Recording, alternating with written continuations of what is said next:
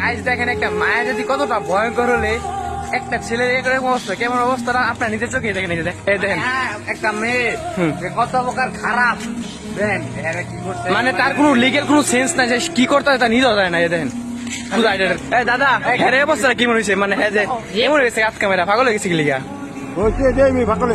নাই আমি যে এই যে ভাই কিছু কইবার না ভাই। হ্যালো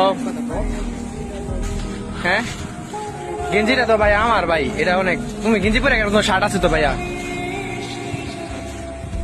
মানে কি একটা অবস্থা, আমরা কিছু করার নাই। মানে হ্যাঁ যে মানে পুরো একটা মায়া জাতি জায়গায় জীবনটা শেষ হয়ে গেছে। যে মানে তার কোনো সেন্স নাই, লিগেল কোনো সেন্স নাই, সে কি করবো সে নিজেও জানতো না, বুঝছেন। এই যে আমার ভাই একদম ধ্বংস করে দিচ্ছে, ঠিক আছে। ওই যে মানে তার কোনো সেন্স নাই, সব শেষ।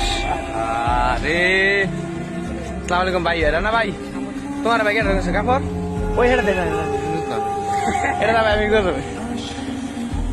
আরে না দেও আর কিন্তু